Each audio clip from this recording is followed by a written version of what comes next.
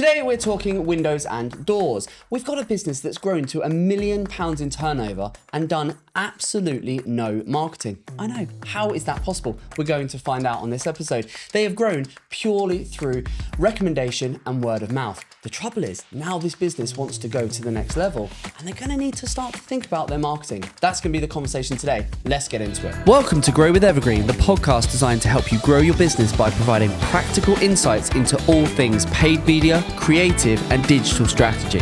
Every episode, we help home, garden and lifestyle brands with their growth challenges by delving into their business, dissecting what they're doing and defining a digital growth strategy they can take and deploy into their business. Let's get into it. Right, so welcome back, beautiful people. I hope everyone is doing well. As the eagle-eyed among you will be able to tell, there's no headphones. That can only mean one thing. Yes, it means that my guest joins me in person today. I have Lee, who's joining me, who I'll be introducing very shortly. The business we're talking today is called Choice Windows. It is a windows and doors company based in Stamford. They're doing about £1 million, and I was quite surprised at that. So we always have our guests fill in a questionnaire, and when they sort of outline where their business is and what their marketing challenges are, that to have got to £1 million, and by the owner's own admission, done no marketing, is quite something. Not everyone can do that. So we're going to get into how exactly he's done that. And then the bulk of the conversation today is going to be on marketing and what he could and should be doing. I've got so many ideas from the pre-chat chat. I think it's going to be a really good, fun conversation. So without further ado, I'm going to bring him in. Here he is, the main man himself. Lee, how you doing, my friend? All right, good, thank you. Good stuff. This is your first podcast you said you've ever done, isn't it? It is, yeah. Are you nervous? I think I would have been before, but because we do quite a lot on Instagram in the sense of just normal stories, no, not good. So, not so much. That's what we want to hear. That's what we like. Good. Well, look, really delighted to have you join us on the Grow with Evergreen podcast. Well, firstly, just to kick us off, just give us 30 seconds, your business, bit of background, how it came to be, what it looks like today. Over to you. So originally, my father-in-law started the business in '91, and it was a small local business and a one-man band. I joined 22 years ago as a stopgap of a job between knowing what to do with my life at the young age of 17. And I stayed ever since, enjoyed it really much, always somewhere different, meeting different people. And and then so about 7-8 years ago, I took it over because my father-in-law retired and I wanted to grow the business as well, but really modernise it because, how can I put it politely, he was a bit of a dinosaur in the sense of, internet and whatnot. There was no website or anything. So, so modernising it, started getting a website, started looking at different products, starting to look at where and who we were selling to. And then it's sort of grown, year on year from that. And now I'm sort of at the point where I really wanted to get it, which was sort of, how can I put it?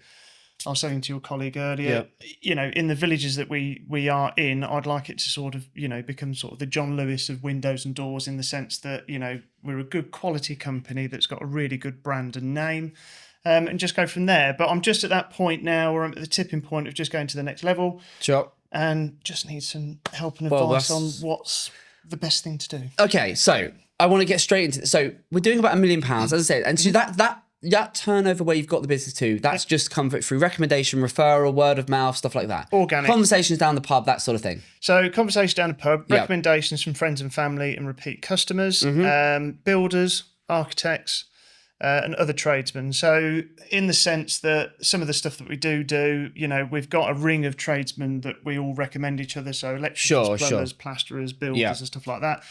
So, if a customer asks me, we need so-and-so doing, we'll then, recommend each other based on that. So, but then also in the last probably 2.5-3 years, really started to reach out to builders that are doing, really nice sort of extensions and builds and stuff like that. Right. And then trying to then contact the architects as well that are doing the designs right from the start. But really, just really word of mouth. So, what I want to know now is how many customers are you working with at any one time? So just give us an idea of the sort of the average customer value, and at any one time, how many projects have you got going on? If you think of the last year, sort of roughly how many projects would you work on? So I normally, whenever I go and see a customer, we always base the quote on probably about a 10 to 12 week lead time, depending on how big the job is. But that sort of, we always have about 4 months worth of work booked in. So, some jobs can be a day or two. And the problem is, obviously, well, it's not a problem, but a lot of the work that we do, the biggest jobs we do, last about 2 weeks. Sure. Whereas a builder that's building a whole house could be there for a couple of months. Yeah. So the turnover of customers, and I don't mean that in a horrible way, because, I just mean on how quickly the jobs get done. In a quality way as such. Yeah. The customer turnover is quite high in the sense that, like I say, 1 week you might do 4 or 5 people's houses. Right. In the sense, they might have a couple of doors here, you got, half a house full of windows and stuff like that. And then other ones, we're doing a full new build, or, recently 4 months ago, we done 4 new build eco builds in Thrapston. Okay. So we were there for 3 weeks. Do you know your average customer value then? So across all the projects you're doing, I appreciate there's going to be lots of variety, but do you have do you track like an average customer value? I would say the average customer spends probably 15 grand, I would say. Okay. On average, fine. but that's going from somebody that spent 70 grand on windows to somebody that's probably spent 5. And so on an average month, how many jobs do you think you would do on an average month? Where are we? 3, 6, 9, about 10 to 12. Okay. Give or take on an average. Okay. Sometimes that can be 6. Yeah, it's going to change based on the types of jobs you're working on and so on. So no, I get that. Okay. So, and you've got, in terms of the brand, so you've got how many vans on the road and how many 4 teams? So 4 vans, 2 cars. There's 2 fitting teams, me, right. And I've got an accountant lady as well who does all books and bits and bobs and invoicing. Okay. So that's where we are today. Yes. And a little bit of background, which is good. Mm-hmm. So what we want to then talk about today is how we can grow this. And correct. I think what I always say is, what we don't want to do is, you wouldn't get in your car and start driving if you didn't have a destination in mind. So as a business, do you know what success looks like? Do you know where you're headed? So if I said in a year from now, 3 years from now, 5 years now, do you know what that looks like? I think subconsciously in my head I do, in the sense that I know what I want to achieve and I want the business to be. Yeah. But if somebody asked me to put that on paper, no. Is that just, and why is that? Is that just you haven't had the time to do it? Yeah. Is it just because I think, like I say, we're sort of on that cusp of, how can I put it? I'm trying to be a jack of all trades and running everything that I don't. And again, like we were saying earlier, listening to other podcasts and advice of other people and stuff like that, I feel like next year my target is to take myself away from the business and grow the business, not work in the business. How much of your time is that? Because I can totally relate to that, because I have the same battle, and I think a lot of small business owners are the same. It's that kind of, how much am I in the business versus on it? What would you say percentage-wise? How much are you working on the business versus in the business at the minute? I would say 20% on it, 80% in it. Wow. See, that's the problem, isn't it? Because we need to flip that on its head if the business is to grow. Because if you're in the business and then your team is in the business, no one's focused. No, everyone's looking internally. No one's looking externally. Correct. And there's no one else in your team that would be able to look externally outside of you. Is that right? Yes, I think so, in the sense that, which is something else that I've probably had to come to terms with a little bit, is that with some people, and there's nothing wrong with that at all, again, and everybody's got different aspirations, but some people literally want to go to work, finish work, go home, spend time with the family. Most folks do, which I admire, and I think is great. Yeah. I think especially if you have a circle of friends that are very similar minded and you speak to other people that like yourself that are, it almost becomes the norm that you think everybody else wants to just grow all the time and succeed and have different targets. No, we're the odd ones. We are absolutely the odd ones. Which I think I've started to realise a bit. Yeah. So that has made me learn thinking, right, well, okay, I now need to employ somebody to do what I'm doing so I can take myself away, because what I'm thinking or doing now, it's never going to happen. Yeah, exactly. And I think that's it, because, and I can totally relate to what you're saying, because I've been there myself, in as much as if you're on the tools, if you're operating your business, then you're not growing your business. And for the sort of size of business you are, no one is going to care as much or be as committed or as hardworking or as driven to make it successful as you are. Correct. And so you need to be focused on growing the business, and that looks like sales and marketing and stuff like that. So I think, the first thing, which you already know, and I think sometimes it's being reminded, isn't it?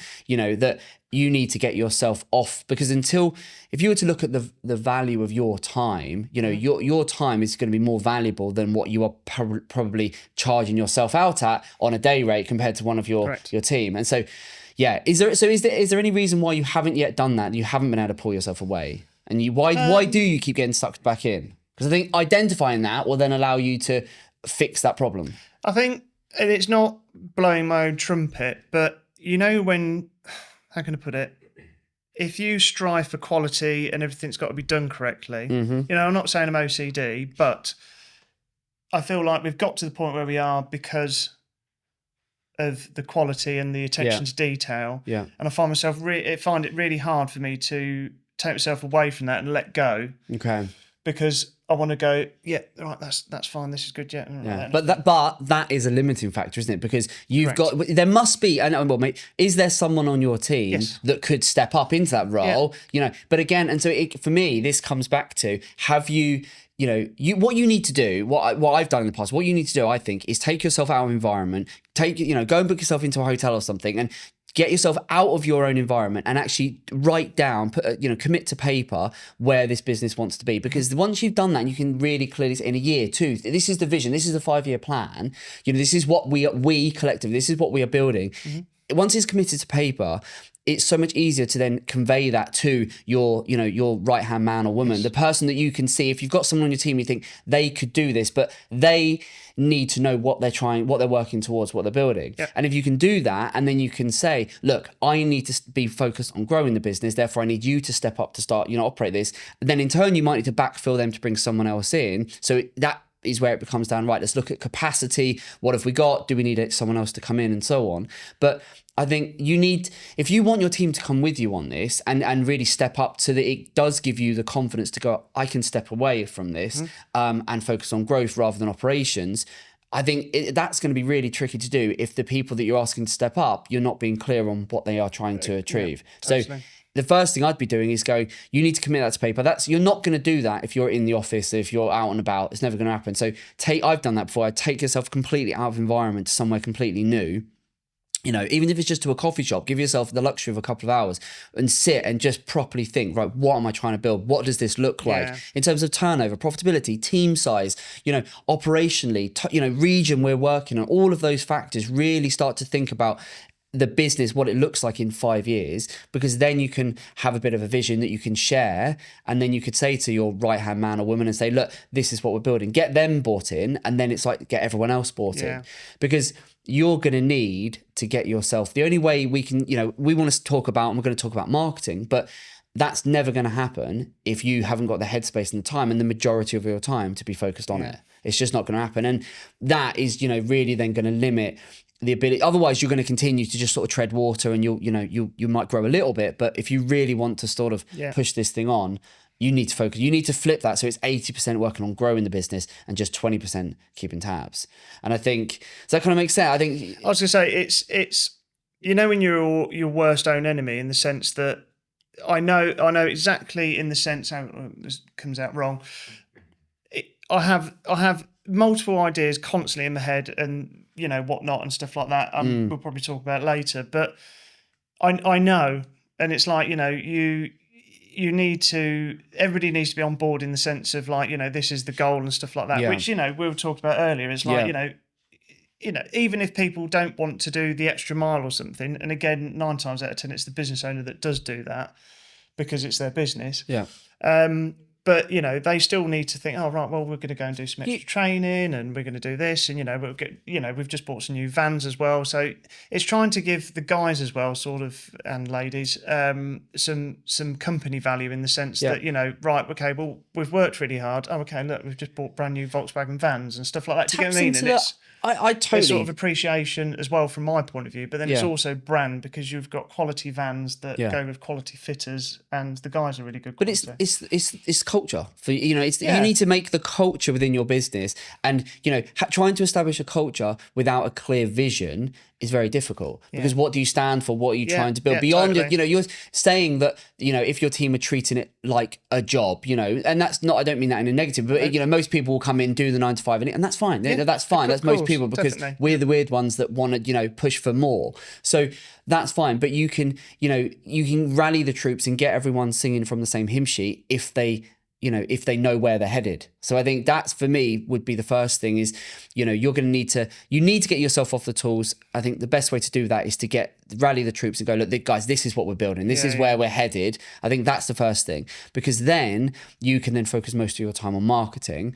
And then as you really grow, you know, a role, well, when you start to look at your own time, one of the things you might need to consider would be like a PA or someone that can help with some of the tasks. You know, if you're doing £10, £20 an hour tasks, that is not a good use of your time. So I think, you know, and that's probably where a big chunk of your time is also going. As you say, if you're doing the paperwork and, you know, the admin and the invoicing. 11, 12 o'clock every night. I know this because, you know, I've been Sundays, guilty of it. But if you're doing all of that stuff, that, you know, your combination of you're on the tools, that's not the best, that's not growing your business, you're just servicing, right? So that's not good. If you're then doing all of the, you know, the admin and the invoicing and all of the paperwork and the follow-ups and the booking appointments and all of that, because you said before when we pre-chat, we were talking about, you said you haven't got anyone in like the back office right now. You don't have anyone doing that. The thing is, it's funny in the sense that, and it's weird because since COVID, which kind of, how many years ago was that now? 3 or 4, I lose track, You know,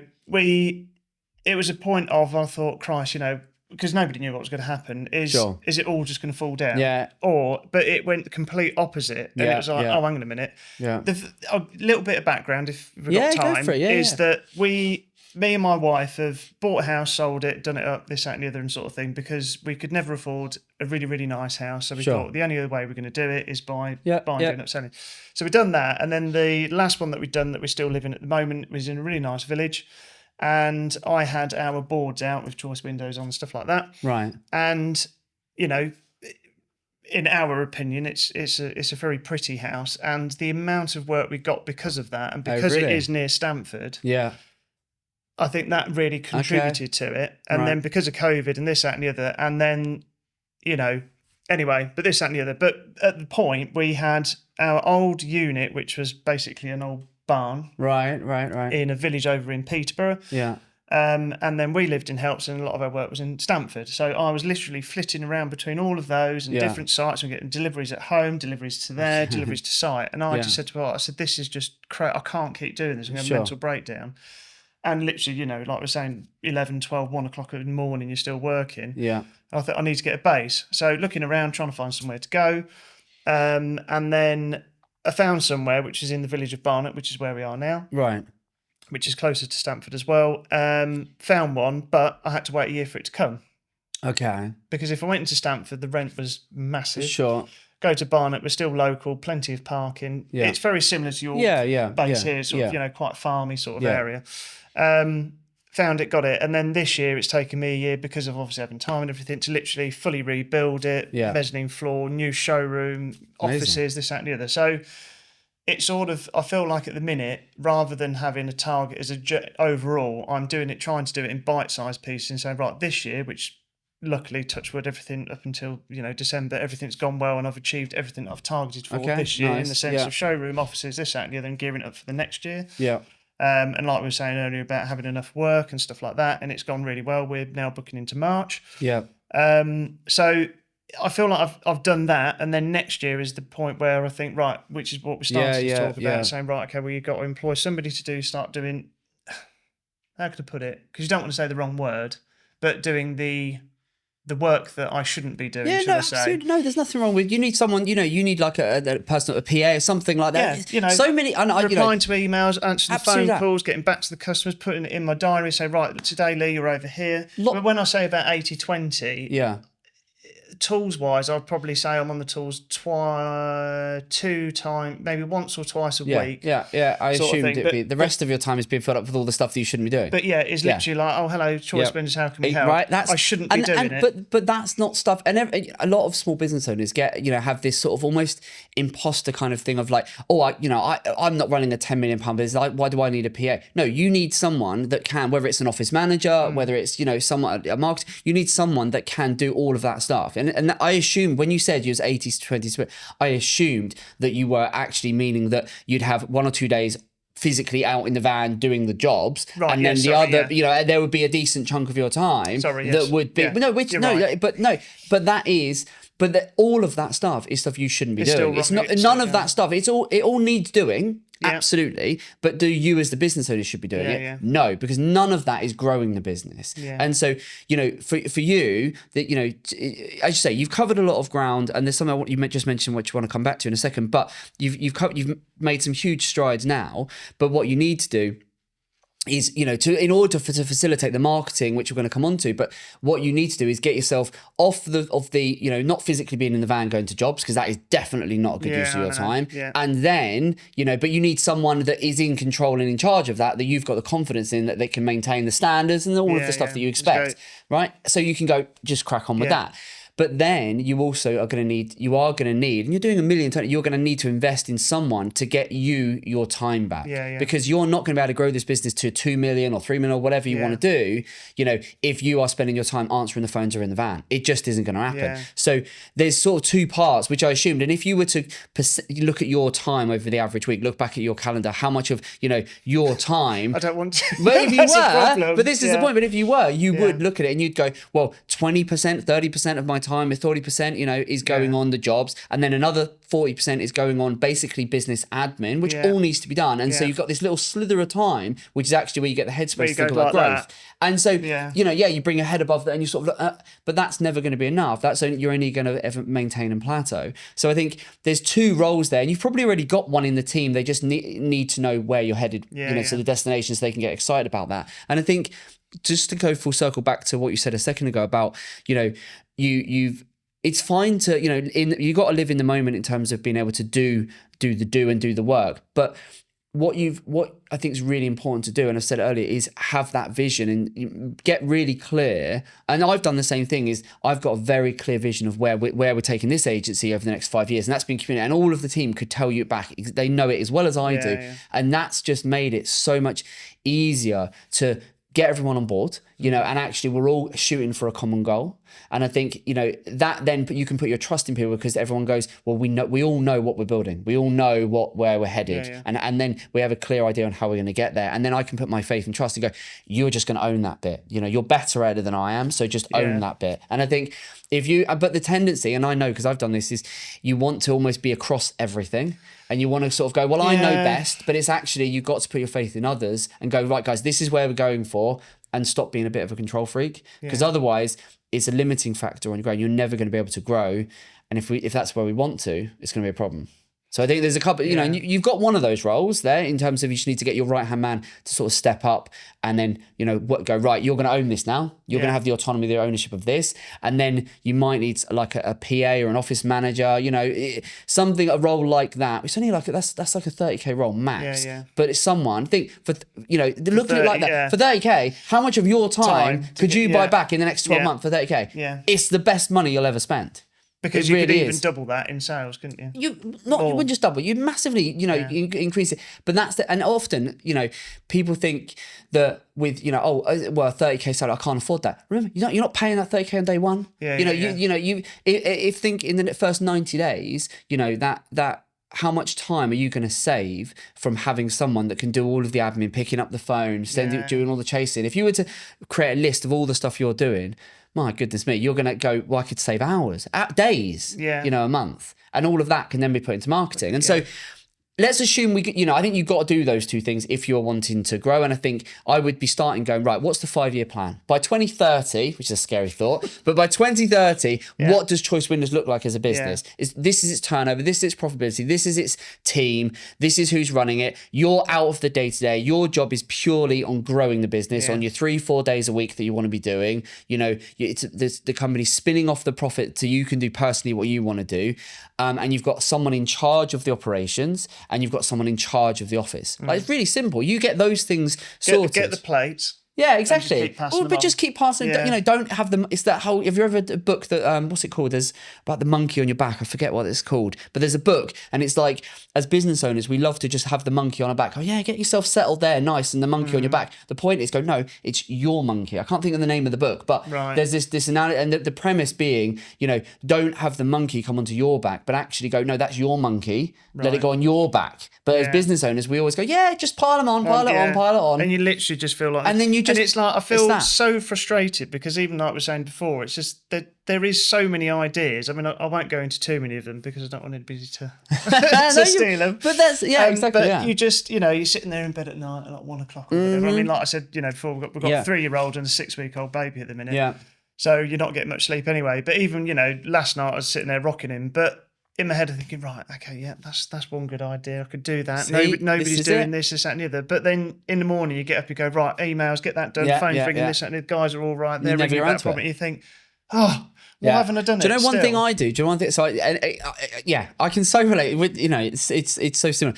But a couple of things that I've learned to do over the years is, as I say, go have the overarching plan, because then with the 5-year plan, you can break it down and go, here's, if in 5 years we want to be there, in 3 years that means we need to be there, which means in 1 year we need to be there. And then what I now do is work on 90-day cycles. So I will take that overarching plan, break it down into sections, and then I'll go, right, and work on 90-day sprints. So I'll sort of go, right, for the next 90 days, what can I achieve? What 3 things can I make sure that we do? And mine might be, right, I need to recruit a key member of the team, or I need to get our recurring revenue up to X, or, I need to win this new account, or I need to make sure I do whatever it might be. But I'll have like 3 primary objectives on a 90-day period. And then you can get to the end of the 90 days. I take myself out of environment once in every 90 days, completely out of environment. And I give myself the luxury to just kind of reflect and look back and go, okay, did we achieve those 3 things? Yes, great. No, okay, why? Delve into them, and then set the 3 for the next 90 days. So by doing that, because otherwise,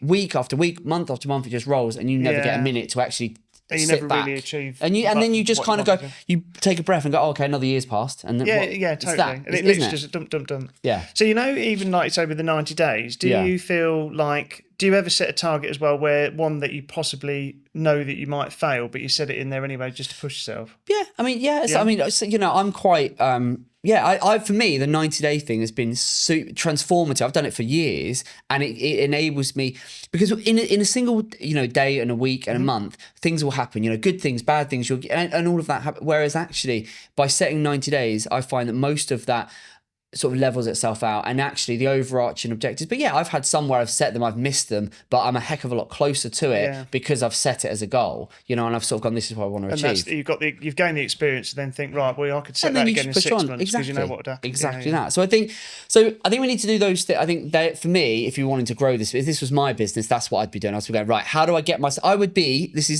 thinking, right, next 90 days, I need to get myself fully off the tools, and I need to, your goals could be get yourself fully off the tools, get someone like an office manager in, someone that can take all of that off, because those 2 things is going to give you a ton of time back.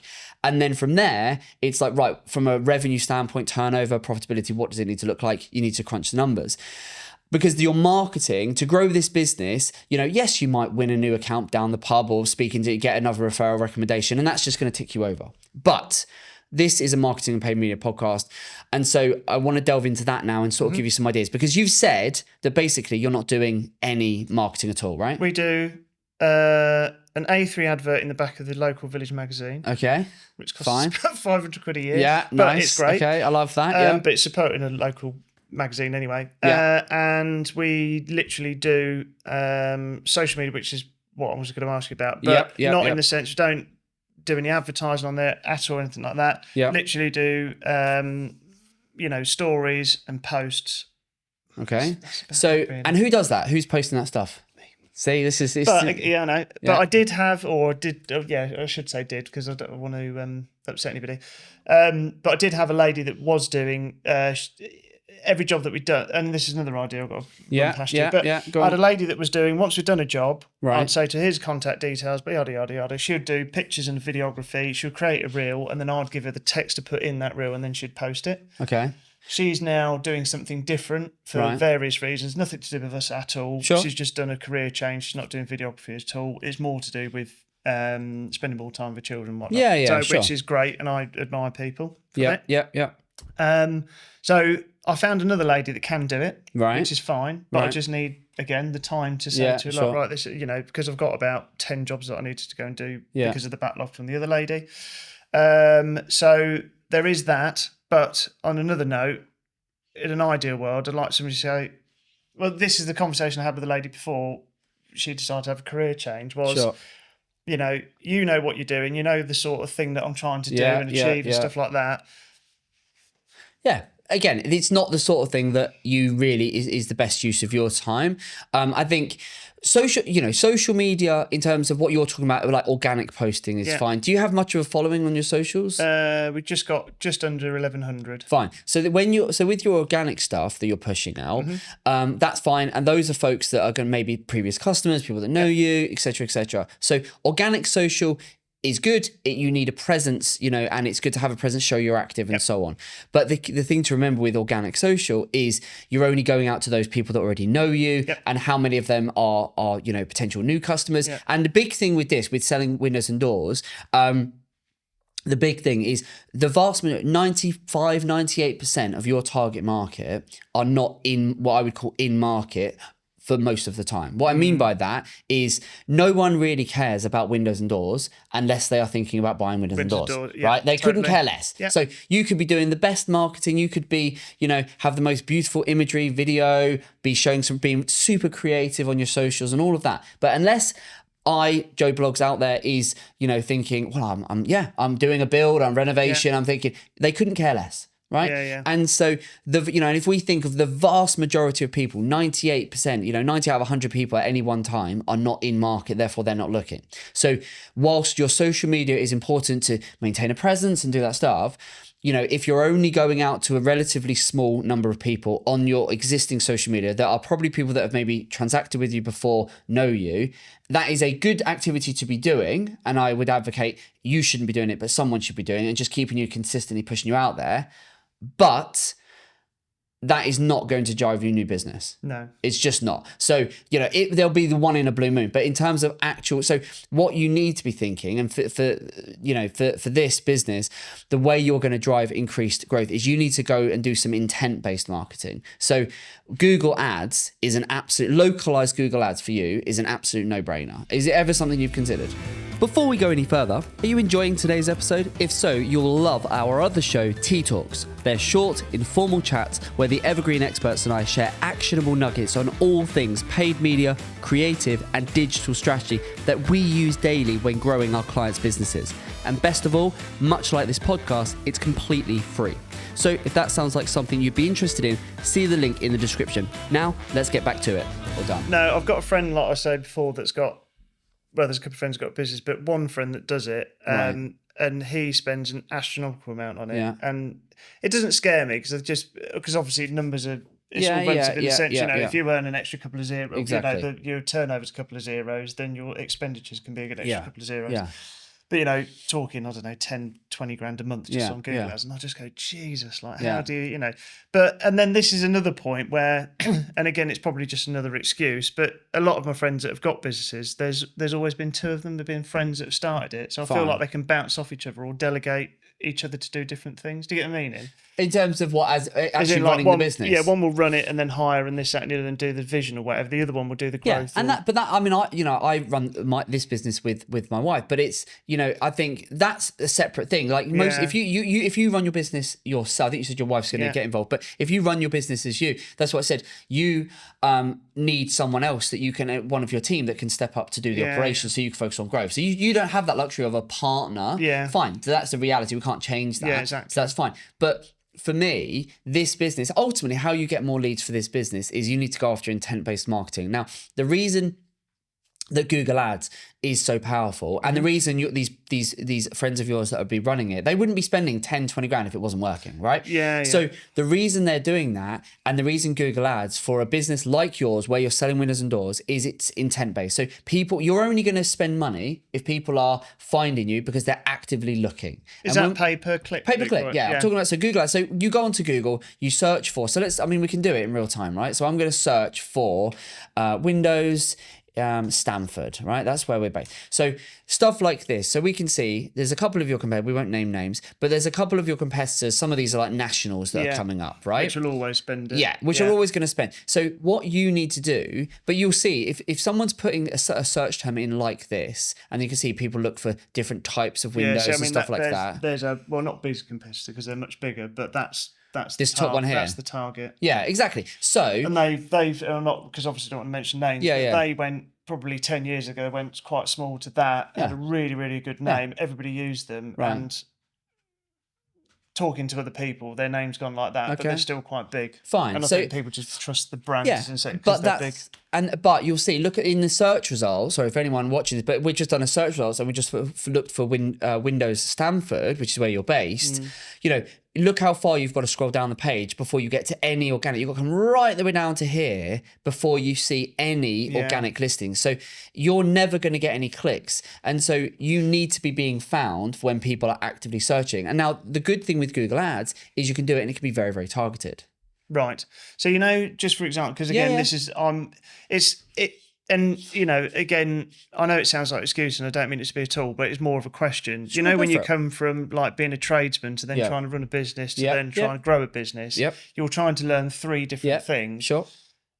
And again, you know, you try and learn a bit of everything. But when you say about like, we're never going to be anywhere near the top there because surely those 2 national companies are spending so much. Not necessarily, because what you, and this is true for most of our clients, is that any of our clients that are operating within a local area, as in with a set, they've got a physical showroom or a store, which is quite a few of our clients, they have a physical premises.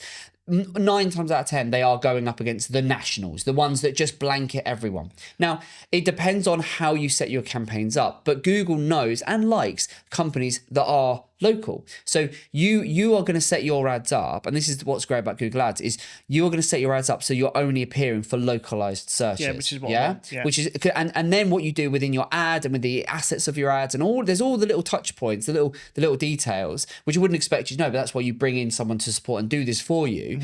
But what you have in that is you can then use all of those options and those avenues at your disposal to showcase to Google and therefore the user, we are a local business. It doesn't mean every time. I mean, again, there are ways you could force it to say, we want to show number 1. There are absolute ways you could do that. So if you said to me, if we looked at it and said, well, we know that not thousands of people, but every month, you know, a small number of people are looking for exactly what we do and exactly where we do it. We want to be top. Someone who knows their salt when it comes to Google Ads could absolutely make that happen. And the good thing is you might pay a premium per click, as in you pay slightly more. So you might look at it and you have to go, you've got to pay £10 per click. And you might go, £10 a click? That's a bit much. But ultimately, you've got to look at it differently and go, it doesn't matter, because if that is a click, and if it's, you know, you pay £10 a click, but they are super, super relevant clicks that is people looking for exactly what you do and exactly where you do it. And you can we can track it and look at the numbers and go, okay, it may cost £10 a click, but actually 1 in every 10 clicks hypothetically converts and becomes a solid lead. So okay, then your cost per acquisition is £100. And if your average sale is 5-10 grand, suddenly you're going to go, well, I don't care about that's beautiful, let's keep doing that. And that's the sort of equation, because what you've got, whereas these nationals, they're going for the reason they've come up there is they will be blanketing any window or doors based terms, just show our ad, and Google will be using that as a default.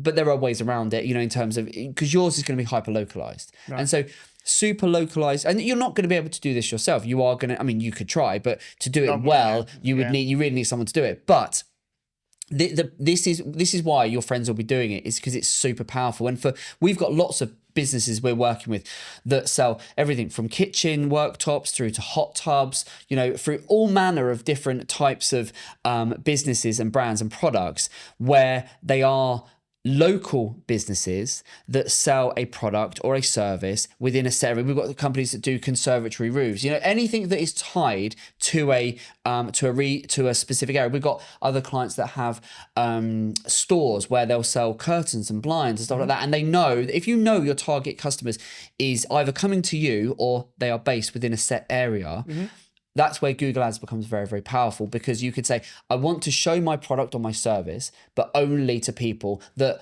are in this area. And crucially, the real crucial point is only when they're actively searching, when they're actively looking. And if you think most of your people, if you're just going out there, and that's the thing with social media, great, it's amazing, but the only type of social media advertising that I would be advocating for you would be some retargeting. Do you know what that is? So retargeting. So the balance for you, the way, if this was my business, the way I would be proactively going out is I'd be using some very targeted Google ads. You could probably start that £500,000 a month. Like you would start at that sort of level, really small, because you've got to test the market to see how many people are searching and what works. Then you would use retargeting on Meta and Google, but on Meta to basically get your brand. So it's a way of saying, so if you've ever been on a website, you go on a website, you'll be looking up something, a product, something, and then the next day or a couple of days later, you'll see an ad for that same product or service on your Facebook. Have you ever seen that? Yeah. That's retargeting. Right. So it's shown something that you've looked at before, and then it's just reminded you. It's like reminder marketing. It's like prompt marketing. It's saying, hey, we saw that you were interested in our product, our service, our brand. You were on our website. It's raising your hand saying, hey, we're still here. Are you still interested? Right. Did you want to come back? And so for you, what we've got to make sure is that, we are getting in front of people when they're actively searching. That is the number one thing, is we've got to go. Most people might do a build or need new windows, once every 10 years, at most. On average, So, that's a long time where they're not looking for it. So what we absolutely must do is think, right, we need to get in front of people when they're looking. Then what we've got to understand, and that again, Google Ads, super targeted is the way to do that. Now, beyond that, what we need to understand, if we think of ourselves as your target customer, is, not everyone is going to think about it, wake up and go, yeah, right, we're doing a renovation, we need some windows and doors. Right, go on, do a quick Google search, and then, I found the Choice Windows website, great, right, I'm going to pick up the phone. Most people are not going to do that. They're going to look, they might then do some shopping around, they might do some comparison. The kids have got to take them to school, we're back, we're busy, life's getting in the way, right? You forget about it, you revisit the following week. So most people are not going to convert there and then, pick up the phone, send an inquiry. And for some people, they just need repetition of seeing the brand come up a few times, which is where your social media stuff, because if they do go onto Instagram, let me look up this company, are they legit type thing? You want to be there showing that you're doing stuff. But retargeting is a way of, when they've been on your website and they've engaged with you, you essentially pixel them. So you capture them, and so you can then show them your ad on Instagram or Facebook, or you can even do the same on Google, but to basically say, hey, we know you were on our website. We're here as and when. And then you can incentivize that. You might say, we're running a special offer, or we're doing this, or we're doing that, or register your details, or you can use a bit of scarcity, fully booked now till spring. And there's lots of marketing hacks and techniques that you can deploy. But that combination of localized search with localized retargeting, that mix, you could probably do both of that, and you're spending no more than a couple of grand. And I could pretty much guarantee that would add 6 figures to this business, within the next few months. Done. Sold. There you go. But no, I know what you mean. But it's It's how can I put it as well? And this is another thing, when you have the spare hour or whatever to look into it. And I'm not being funny with our industry. A lot of the people that own the businesses like that, and I'm not saying it's all of them, but a lot of them are in their 50s, in their 60s. I'm not going to use rude language, but can't really be bothered, with it all. And they go, I'm too old and long in the tooth for that now. And I feel like, and you listen to other podcasts and stuff on social media and everything, like social media and advertising stuff like that, everything. Years ago, you used to pay loads of money to go on the radio, onto the telly and stuff like that. Now it's never been so cheap, or social media, it's free, isn't it? Technically. I just feel like and again, another reason why I feel frustrated a lot of the time is because, it's so right to do, because nobody else is really doing it, because all our industry, they're all older people, should I say, and they're not bothered. So, there is this gap in this market where you just think, well, if I really sort of concentrated on it. But I mean, look, people are doing it. That's why if you search, you've got your nationals, and you have got the people that are local to us that I know have got a good name. Yeah, a lot I'm of not them doing are it. older owners, and they're not so bothered. That's a win for you, right? Exactly, but it's me not necessarily getting off my bum to do it, because you're trying to juggle everything else, but it's that next push. Yeah, I tell you what it is. It's you needing, you need the time and the headspace to actually be clear on what you're trying to build, what it's going to look like, because that will then force you to think, okay, I need to think bigger. You don't have to build, a behemoth in terms of, it's for you. It's understanding what you're trying to build. I know exactly what I am trying to build, what I am on the process of building. I know exactly what it's going to look like, and I'm not trying to build a big business. I'm building a boutique business now, and I know for me, I know what a boutique business looks like in terms of turnover, profitability, team size. I'm very clear on that. How did you find that? Did you find that in the sense that you saw somebody else and thought that's the sort of target I want, or is it just something you had in your own head? Or a combination of all of it. So I've worked in businesses bigger than the one I want to build. Okay. I have worked in businesses smaller than the ones I want to build, and through trial and error, through experience, I've been running this business for more than a decade. I have sort of been able to identify, okay, that's going to be the sweet spot. And now over the years, our service offering has evolved and changed and stuff like that. But for me, and then I've listened to others, I've watched other podcasts, I've listened to other people and gone, actually, and I've sort of, again, I've done those scenarios where I've taken myself out of environment, I've written down and gone, right, if I tried to build a £10 million business, what would this need to look like? And I sort of started describing, I was like, this is just not what I want. I just don't want to build a huge, 200-person business with 10. No, I don't want to build a monster. Absolutely not. For me, I'm like, I want to build a boutique. Yeah. And so for me, I want to build a couple of £1 million agency with a good profit margin, and a team of 20 or so people. And we're well on our way to doing that. And having that clarity makes for building a better business, because I then know from a marketing perspective the moves I need to make. So for example, this the podcast we do, we create a lot of content. Now all of our content is very much specific towards just the home garden lifestyle sector, which is the space we operate in. Mm-hmm. We're not trying to be all things to all people. We have, as a business, niched down and said we only want to work with brands like this. Now we know that's fine, because there are loads of home and garden brands we could work with, right? And we only need a tiny proportion of them that and so we know, and we're already seeing that the demand will outstrip the supply on what we can do, because I'm very clear on who we want to work with and what the end looks like. Right. If I was trying to build a massive, sort of had divisions of, I want to build a 10, 15, 20 million pound business, the strategy and therefore the tactics I would be having to think about would be vastly different. So I think for you, it's a case of really give yourself the time to think what you're trying to build, and then that will dictate the marketing. Because as a general rule of thumb, what you need to be thinking about is you need to be thinking about 5 to 10% on average of your turnover, or your target turnover, should be invested back into marketing. Yeah. So you need to, you should be thinking 100 grand. Yeah, that sort of level is going into your marketing. Now that's not just, that's going to be all your offline marketing and your this and your that and all of that good stuff. Like leaflets, you're saying like leaflets and stuff like that. Have you done any all of that? Like I'd be doing, if this was my business. Really? Yeah, God, yeah, leaflets? 100%. Yes, 100%. Amazing. Jeez, really? Yeah, 100%. So I look, I live and breathe and sell paid media for a living, but I absolutely do not advocate that as a brand you should just be doing this. You should absolutely be doing paid media, in terms of Google Ads, because you could be very targeted. You could start relatively small, and then see what you can get, and then see what the data is showing you, and then that combination of search and social will work really well hand in hand. So you should be doing that.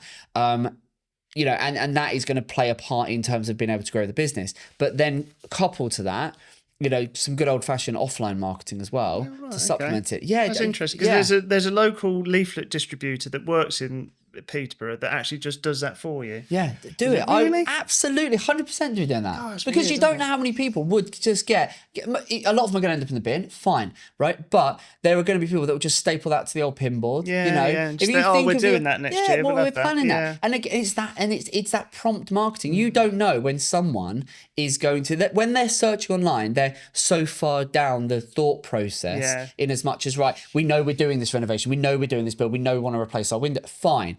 But you don't know people that might be thinking, like my wife, like we know we're going to redo our house, but we know it's not going to be done for a couple of years.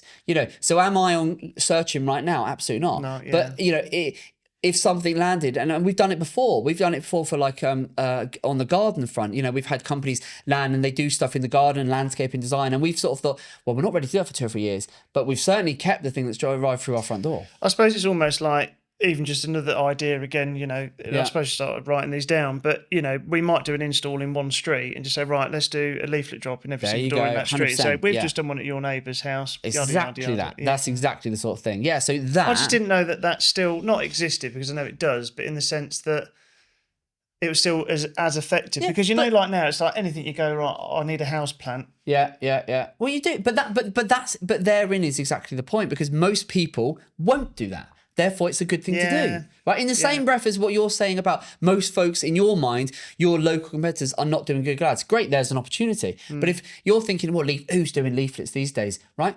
That's exactly the point. Yeah. No one's be unusual in a very usual world, and it's who your market is, right? It's the people around Stamford and the surrounding villages. So you know that, and I've got some points on your website which I want to quickly cover off that could be improved. So you know who your market is, you know what your message is, i.e. this is what we do, you know, and you can put all the little things of we're rated and we're this and we're that, and we've got all these, we've got 140 odd Google reviews, like amazing. So you've got a great reputation. So you're ticking all those boxes, and then you can use different media to get that message in front of your target market. So I suppose what you're trying to say, and this is just me just not deciphering, but trying to understand what you're saying, is that, the bases are there, but now you just need to get the traffic to then for people to see it. Because you're relying. Who's finding your website right now? So one bit of homework you could do. So you probably won't. Do you know what Google Search Console is? No, I'm guessing not. Right. Do you know how much traffic you get? Do you ever look at any of this stuff? I get a report that comes on an email, and I go, don't really understand it. Fine. So what again, and this is with a bit more time or stuff, what you need to do or get, I can have a look at it for you and give you some pointers, but with Google Analytics and then Google Search Console. So, and this is what I mean, you're going to have so many things at your disposal which you just don't know are there, which will inform. So Google Analytics will tell you how much traffic you're getting to your website, how people are finding you. That is good stuff for us to know, because then we can go, okay, the website is being seen, and then if it's being seen by a good number of people, okay, retargeting is going to be a great thing to do, because people are arriving, but we're not staying top of mind. We need to be staying top of mind. Then Google Search Console, these are all free tools from Google. Google Search Console will tell you how people are finding your website. Right. So if you wanted to do some Google ads and you came to me and said, Aaron, right, I want to do some Google ads, the first thing I'd be doing is jumping into Google Search Console and looking how people are finding the website. So how people are searching. So I want to know, do they search via, by looking for Stamford or for Peterborough or this or that? How do people search?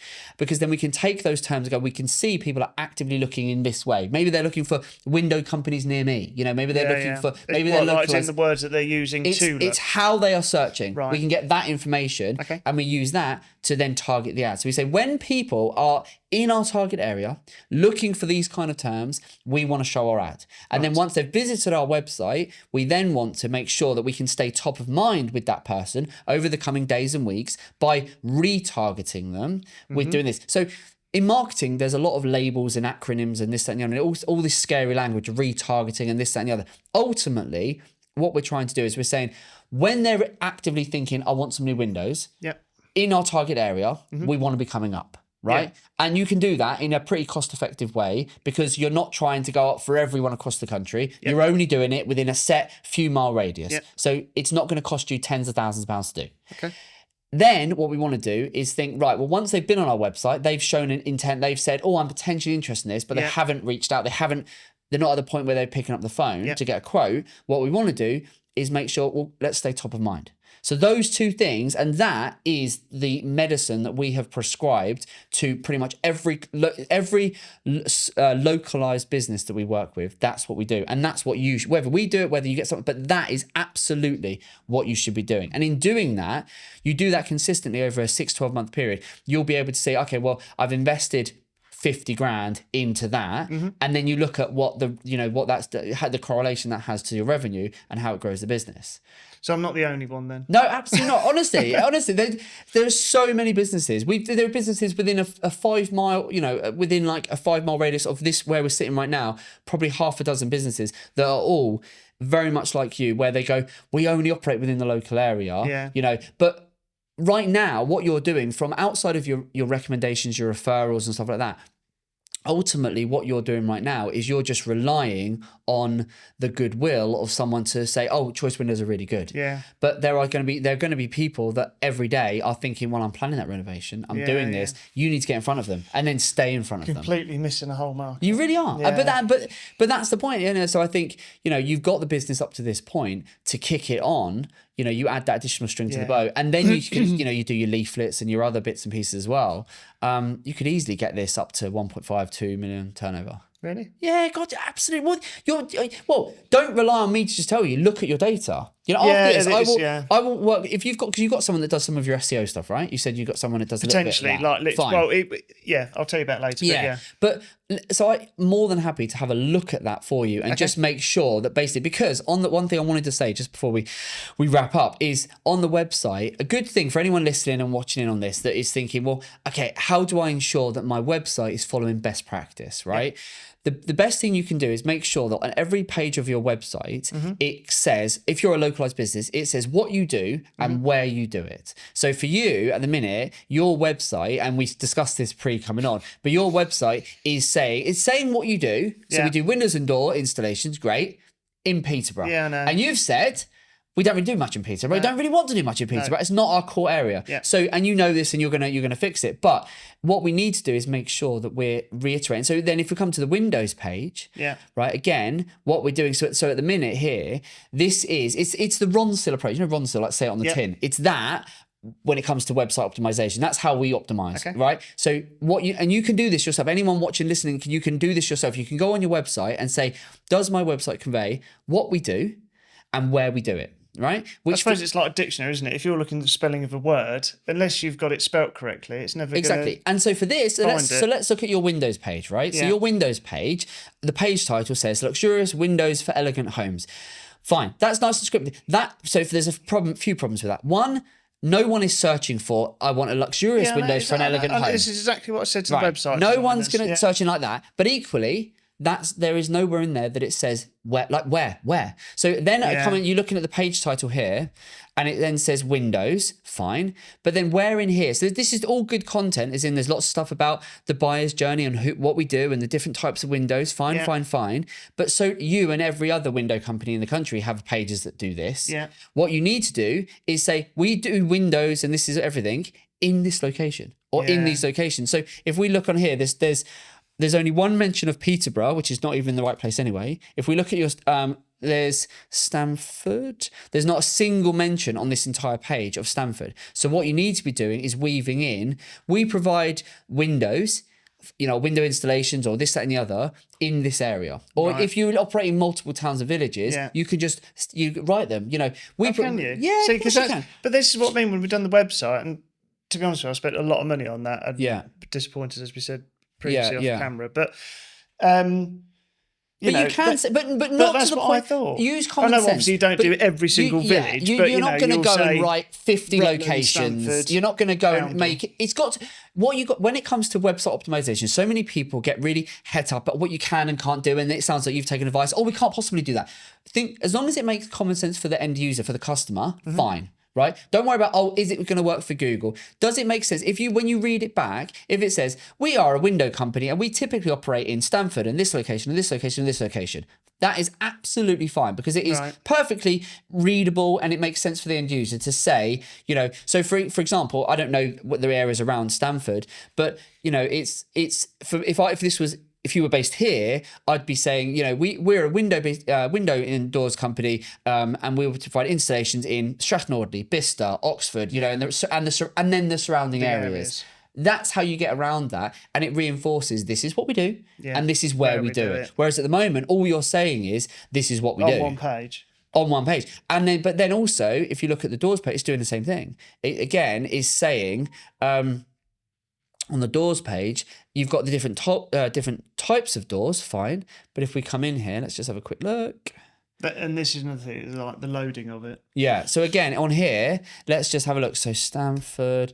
So again, there's no mention on here of where we are. So it's just saying doors. So but that's an exercise you can do. You could go with a bit more time. Is you could go back and just critique your own website and go, right, does this page say what we do and where we do it? And what, again, you can do is using Google Search Console's data is that can tell you how people search. And that will give you, because you might go, actually, more people do search for, what's another area beyond Stamford? You've got Stamford, Rutland. Yeah, Rutland. Right. So you might, what you want to understand is how many more people, where do you want to, where you be operating? Which is your key area? Do people search for that area? If they do, then focus in on that. And that's just website basic optimization, and then that would feed into how you then, you know, the types of ads you run and so on. Which again, I suppose it's that case of it probably, again, from your point of view, sounds an excuse, and I don't mean it in that sense, but you know, when you come from a trades point of view to then say, right, okay, I need to learn how to what Google's reading it, how do you build a website, and it's the same with anything, like, you know, when people come to us Windows Doors, they lay their trust into you as the expert to do what you're asking them to do. Yeah, exactly. Whereas unfortunately, with every type of trade and industry, sometimes they don't really convey or end up doing what you wanted them to do, which unfortunately seems to be the way we've. But I think, but it's very easily fixable. That's right, that's so if it's from my point of view, I don't know. No, that's a very easy fix. Whether you get them to do it or you get someone else, but that is a very easy fix. Right. And then getting yourself up on, you know, running some ads and stuff like that. Again, very easy to execute. Right, okay. And that combination of search for intent and then social for retargeting. Okay. That do those things, and then do some speak to this chap who does these leaflets. Do some leaflets as well. Right, that is an absolute do those things, and you will absolutely grow this business 100%. Cool. I think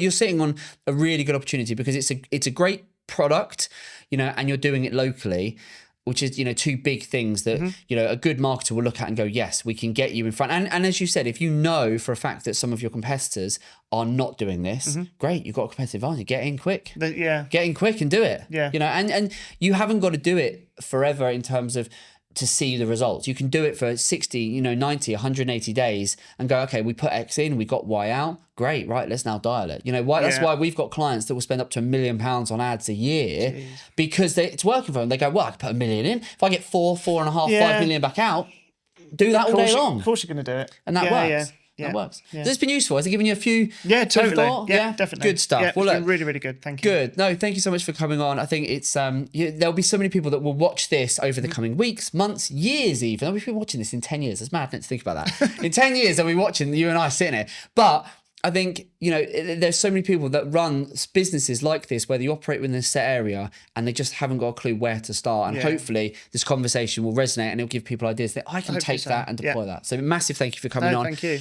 Well, there you go. That was Lee. That was yet another, I think, really useful conversation for small businesses that can take some very actionable tips and deploy them into their business. So as you've heard, if you don't have Google Search Console set up, make sure just go and Google that and get it set up, and you will thank me later for it, because it is a treasure trove of how people find your website. So make sure you set that up. And as I said, that once again, that classic combination of search and social. If you're a localized business, search to capture them when they're actively looking, and then social to retarget them. That, my friends, is the sweet spot. And hopefully that's your key takeaway from today's episode. So thank you so much for joining us.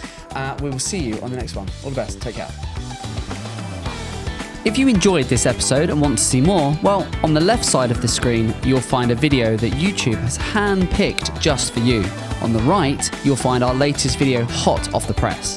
And don't forget to share your thoughts in the comments, subscribe, and hit that notification button.